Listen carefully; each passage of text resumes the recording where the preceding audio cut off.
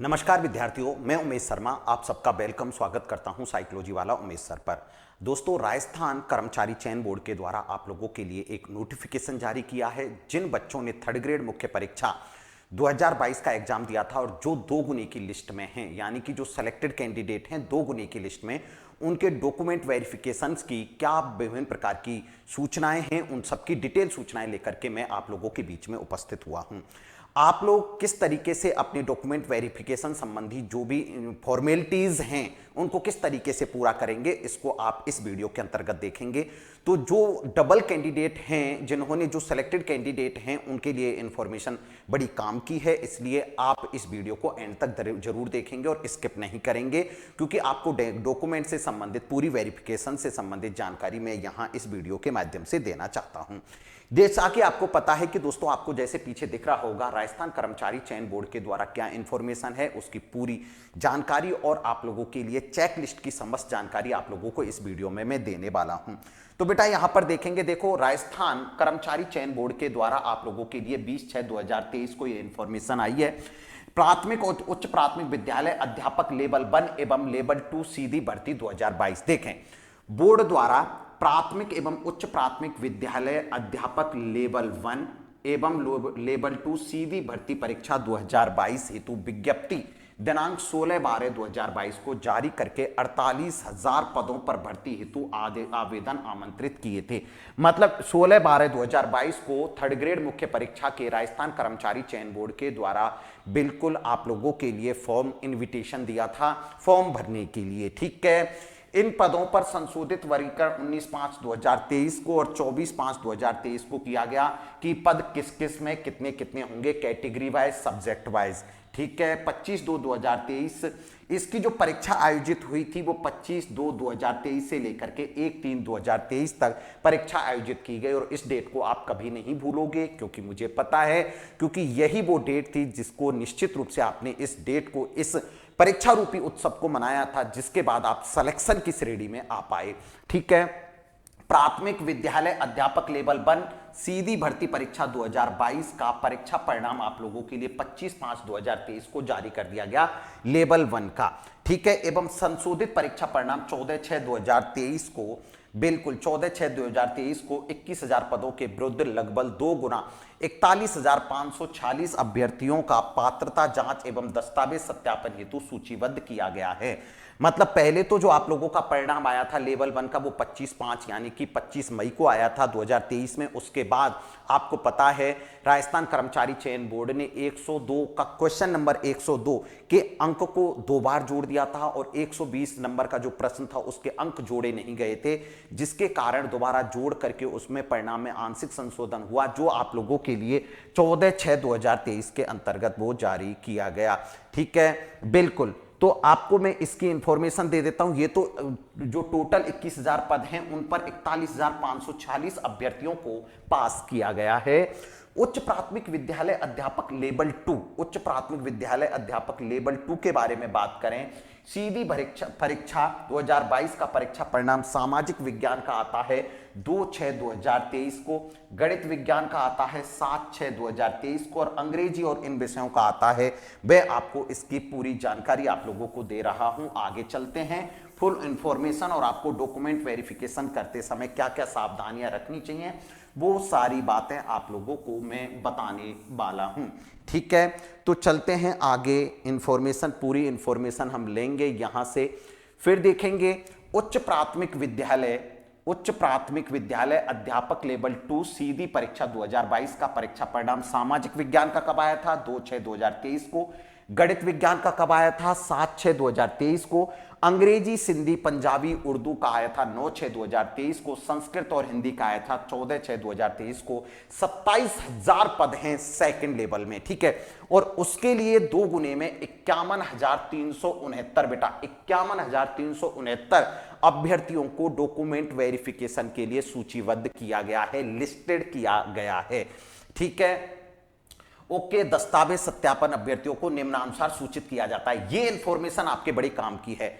दस्तावेज सत्यापन हेतु जो लिस्टेड कैंडिडेट हैं, अभ्यर्थी विस्तृत आवेदन पत्र दिनांक 21/6/2023 से 30/6/2023 तक 21 जून से लेकर के 30 जून तक आप क्या कर सकते हैं, ऑनलाइन भरेंगे। ठीक है, 21/6/2023 से 30/6/2023 तक आपको ध्यान रखना है, ये ऑनलाइन आप लोगों को भरना है। ठीक है, दस्तावेज सत्यापन का काम कैसे किया जाएगा, दस्तावेज सत्यापन का शुल्क भी ऑनलाइन जमा करवाएंगे। उक्त विस्तृत आवेदन को भरने के लिए अभ्यर्थी अपनी जो एसएसओ आईडी है, हर विद्यार्थी की अपनी एसएसओ आईडी होती है, उस पर जाकर के रिक्रूटमेंट पोर्टल पर जाकर के माई रिक्रूटमेंट, उसके बाद डिटेल्ड फ्रॉम कम स्क्रूटनी पर जाकर के संबंधित भर्ती के नाम से लिंक के सामने अप्लाई नाउ पर जाकर के विस्तृत आवेदन भर 100 रुपए शुल्क जमा करा देंगे। पूरी आवेदन भर देंगे, पूरी इंफॉर्मेशन आप जमा करा देंगे, विस्तृत आवेदन, विस्तृत सूचना उसके अंतर्गत आपके द्वारा भर दिया जाएगा। विस्तृत आवेदन भर के 100 रुपए का शुल्क आप जमा करा देंगे बच्चा। ठीक है, अभ्यर्थी उक्त ऑनलाइन विस्तृत आवेदन की प्रक्रिया पूर्ण करके इसकी 2 प्रति, जो आपने विस्तृत आवेदन पत्र भरा और साथ के साथ आपने जो भी डॉक्यूमेंट वेरिफिकेशन से संबंधित वहां पर जानकारी दी है, उसकी 2 प्रति, शुल्क जो जमा कराई है उसका प्रमाण पत्र यानी कि उसकी प्रिंट ले लेंगे, और सूचीबद्ध यानी कि जो लिस्टेड कैंडिडेट है, जो 2 गुने वाले जो अभ्यर्थी हैं, पात्रता की जांच एवं दस्तावेज सत्यापन हेतु निर्धारित कार्यक्रम के संबंध में अलग से सूचीबद्ध किया जाएगा। देखो मैं आप लोगों को इसकी जानकारी दे देता हूं बेटा। जो लिस्टेड कैंडिडेट हैं, 2 गुने अभ्यर्थी, उनके लिए डॉक्यूमेंट वेरिफिकेशन के लिए पहले ऑनलाइन ऑप्शन है। आप पहले ऑनलाइन आप यहां पर जमा कराएंगे, पूरी सूचना आपने देख ली है, वहां पर एक विस्तृत आवेदन पत्र खुल जाएगा, उसमें पूरी सूचनाएं आप भरवा देंगे, पूरी सूचनाएं भर देंगे, फिलअप कर देंगे, 100 रुपए की शुल्क जमा कराएंगे, उसकी प्रिंट निकाल लेंगे। तो विस्तृत आवेदन पत्र में जो भी आपने सूचनाएं भरी हैं, जो भी आपने इंफॉर्मेशन दी है, उसकी 2 प्रति, साथ में आपने जो शुल्क जमा कराई है उसका प्रिंट आप निकलवा लेंगे। ये डॉक्यूमेंट आपको कब जरूरत पड़ेगा, जब आप ऑफलाइन डॉक्यूमेंट वेरिफिकेशन कराने जाएंगे जिस जिला स्तर पर, वहां ऑफलाइन वेरिफिकेशन कराते समय आपको इनकी डॉक्यूमेंट की आवश्यकता होगी। आपको वहां पर इन डॉक्यूमेंट को जमा कराने के लिए वहां पर इनकी ये विस्तृत आवेदन पत्र और इसकी जो फीस की रसीद है वो उस समय आपको जरूरत पड़ेगी जब आप ऑफलाइन जमा कराएंगे। ये ऑनलाइन प्रोसेस है। अब आप ऑफलाइन के लिए कैसे जाएंगे वो आपको मैं पूरी तरीके से बता देता हूं। तो सूचीबद्ध अभ्यर्थियों को पात्रता की जांच और दस्तावेजों के सत्यापन हेतु निर्धारित कार्यक्रम के संबंध में अलग से आप लोगों को सूचित किया जाएगा। ठीक है, अब बात आती है दस्तावेज। अब भाई साहब आपका यह काम ऑनलाइन कर दिया, अब जिला स्तर पर आपका अब होना है ऑफलाइन वेरिफिकेशन, डॉक्यूमेंट वेरिफिकेशन। तो आपने जो विस्तृत आवेदन पत्र ऑनलाइन में जमा कराया है, जो 21 से लेकर 30 तक आपने जमा कराया, तो विस्तृत आवेदन पत्र की कॉपी आपने निकलवा ली, शुल्क की रसीद निकलवा ली, सारे के सारे आप डॉक्यूमेंट हैं आपके पास, उसकी 2 प्रति आपको तैयार रखनी है, शुल्क की रसीद भी आपको रखनी है। ठीक है, अब आप दस्तावेज सत्यापन कराओगे कब, जब आपके द्वारा क्या किया जाएगा, जब आपके द्वारा ऑफलाइन डॉक्यूमेंट वेरिफिकेशन किया जाएगा। उस समय आप क्या करोगे, आप अब यहां पर दस्तावेज सत्यापन जांच दल की टिप्पणी, जो जांच दल है ना, वो यहां पर सूचना अंकित करेगी। अभ्यर्थी फलान सिंह जो भी पुत्र, जो भी मैं ये कह सकता हूं, जैसे मैं आपको बताऊं कोई अभ्यर्थी है जैसे राहुल है, ठीक है, राहुल पुत्र, ओके, पुत्र या जिसका पुत्र है वो है राम सिंह, श्री राम सिंह। ठीक है, इसके दस्तावेज प्रमाण पत्रों का मूल मिलान किया गया और निम्नानुसार स्थिति पाई गई। अभ्यर्थी के समस्त दस्तावेजों का मिलान किया गया एवं दस्तावेजों के सही पाए गए। ये आपका मैटर नहीं है, वो जो ऑफलाइन दस्तावेज जांच दल है वो इस इंफॉर्मेशन का भरेगा। यहां पर सदस्य के हस्ताक्षर करा लिए जाएंगे, स्टूडेंट के नाम, ओके, जो भी, हाँ, ओके, और यहां पर जो प्रभारी हस्ताक्षर है वो इसमें जमा करा देगा। अब आपको क्या करना है, आपके लिए एक चेकलिस्ट आपको जारी की जाएगी। ये चेकलिस्ट है आपकी, इस चेकलिस्ट आपके पास, वो ऑफलाइन डॉक्यूमेंट वेरिफिकेशन कराते समय इस चेकलिस्ट की आपको आवश्यकता होती है। इसमें आपको क्या क्या जमा कराना है, अध्यापक लेवल प्रथम एवं लेवल द्वितीय सामान्य विशेष शिक्षा हेतु अभ्यर्थियों के स्वयं के द्वारा भरी जाने वाली सूचना पूरी, दस्तावेज सत्यापन का जिला जहां पर आपके ऑफलाइन डॉक्यूमेंट वेरिफिकेशन हो रहा है, डीबी हो रहा है, उस जिले का नाम, बच्चे का रोल नंबर, अनुसूचित क्षेत्र या गैर अनुसूचित क्षेत्र, कौन से क्षेत्र में आते हो, टीएसपी, नॉन टीएसपी, आवेदन क्रमांक, जो आपका एप्लीकेशन फॉर्म जो आपने ऑनलाइन आवेदन भरा था दिसंबर में, वो दिसंबर वाला ऑनलाइन यहां पर आवेदन क्रमांक, फिर अभ्यर्थी का नाम, फिर मम्मी का नाम, यहां पर आधार क्रमांक, आधार नंबर, यहां पर पापा का नाम, यहां पर जन्म तिथि, कौन सी श्रेणी में आता है, ईडब्ल्यूएस, एससी, एसटी, कौन सी कैटेगरी में, वो कैटेगरी आपको भरनी है। पद, यदि अध्यापक लेवल प्रथम से है तो वो आपको सामान्य शिक्षा है तो यहां क्लिक कर देना है, सामान्य नहीं है तो आपको विशेष शिक्षा पर, विशेष शिक्षा पर क्लिक कर देना है।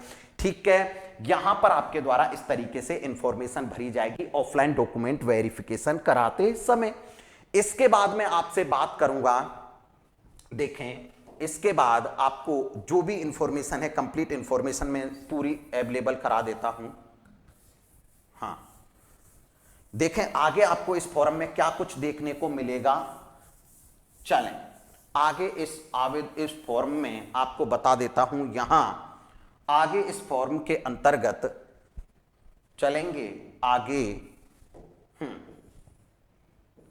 अब यहां पर दस्तावेज की आपको इंफॉर्मेशन देनी है। ठीक है साहब, दस्तावेज की इंफॉर्मेशन, पहले ऑनलाइन आवेदन की प्रति आपने लगाई है, संलग्न की है, मूल दस्तावेज से मिलान किया गया, वो जांच दल है ना, वो जांच करेगा। यहां पर मूल दस्तावेज से मिलान में सही पाया गया हाँ या नहीं, यदि हाँ पाया गया तो वो साइन हाँ कर देंगे, नहीं पाया गया तो नहीं कर देंगे।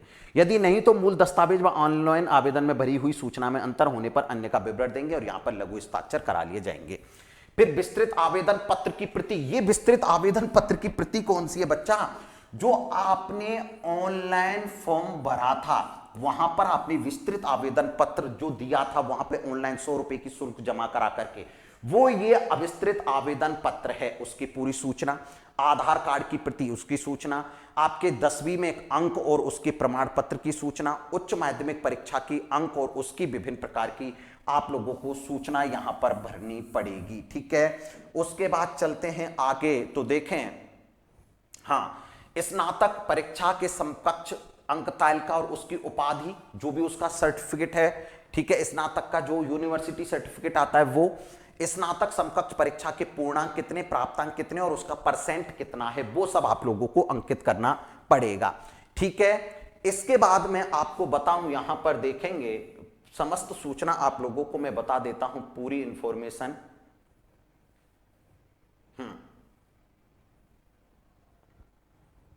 देखें,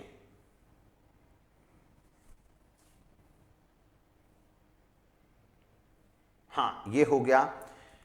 इसके बाद स्नातकोत्तर परीक्षा आपने पास की है तो उसकी सूचना, एक मिनट,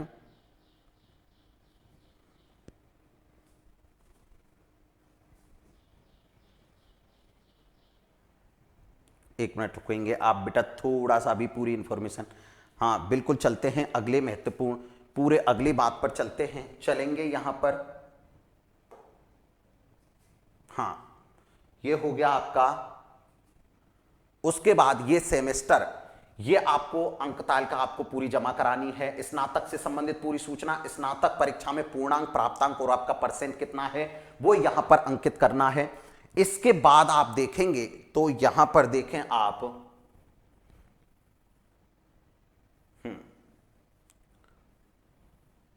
स्नातक परीक्षा के ऐच्छिक विषय आपको डालने हैं, स्नातकोत्तर परीक्षा की अंक तालिका और उसकी उपाधि, स्नातकोत्तर परीक्षा में पूर्णांक, प्राप्तांक और उसका परसेंट, लेवल प्रथम वाले विद्यार्थियों के लिए डीएलएड, वीएलएड की जो आपकी डिग्री है आपने एसटीसी की है उसकी पूरी इंफॉर्मेशन, राजस्थान अध्यापक पात्रता परीक्षा 2021 और 2022 की पूरी इंफॉर्मेशन, राजस्थान अध्यापक पात्रता परीक्षा उत्तीर्ण लेवल प्रथम और द्वितीय दोनों स्तरों के अंतर्गत, यदि दोनों स्तर पास कर रखे हैं तो वो, राजस्थान अध्यापक पात्रता परीक्षा लेवल प्रथम और द्वितीय के प्राप्तांक और परसेंट, उसमें पात्रता परीक्षा में कितने अंक हैं और उसका कितना परसेंट है वो वाली पूरी इंफॉर्मेशन।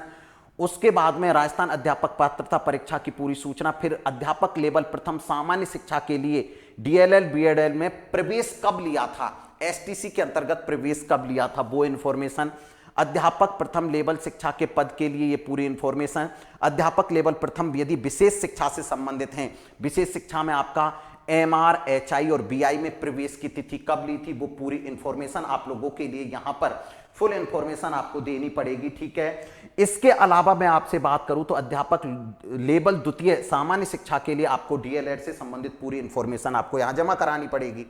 इसके बाद मैं बात करूंगा यहां तो देखेंगे आप एक बार पूरी यहां पर आवेदन पत्र के अंतर्गत हम चलें तो आपको पूरी इंफॉर्मेशन, देखो इधर देखते हैं, अध्यापक लेवल द्वितीय के बारे में डिस्कस करें तो अब यहां पर सूचना देनी है आपको अध्यापक लेवल द्वितीय।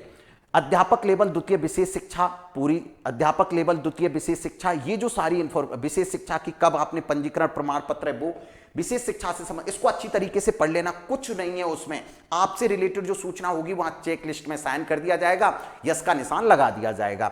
मूल निवास स्थान प्रमाण पत्र की प्रति, आप लोगों का जो रेजिडेंस का जो सर्टिफिकेट है वो आप लोगों का आपने बनवा रखा है वो आपको देना है। अनुसूचित क्षेत्र में सद्भावी निवासी होने का सक्षम प्राधिकारी, देखो जो टीएसपी एरिया में रहने वाले जो अभ्यर्थी हैं उनके लिए एक प्रमाण पत्र देना होगा। मूल निवास प्रमाण पत्र केवल टीएसपी क्षेत्र के पदों के आवेदनों के लिए आपको देना होगा। आर्थिक रूप से कमजोर वर्ग के जो अभ्यर्थी हैं उनके लिए ये प्रमाण, ये आप लोगों को जो आर्थिक रूप से कमजोर अभ्यर्थी हैं उनके लिए इनकम एवं ये सर्टिफिकेट आपको असर्ट सर्टिफिकेट जमा कराना होगा। जाति प्रमाण पत्र आपको जमा कराना होगा और उसकी निर्धारित वैधता जो है वो उस निर्धारित वैधता तक आपको जमा कराना होगा। आरक्षित वर्ग के अभ्यर्थियों के पास आवेदन की अंतिम तिथि के पश्चात का जाति प्रमाण पत्र होने, आवेदन के पश्चात का है तो आपके साथ उसको एक एफिडेविट लगाना होगा। आरक्षित वर्ग के सभी अभ्यर्थी जो महिला पुरुष हैं उनको स्वयं को घोषणा करनी पड़ेगी कि वह स्वयं और उसके पूर्वज यहां राजस्थान के अंतर्गत निवासी थे, इसकी स्वयं घोषणा प्रमाण पत्र आपको देना होगा।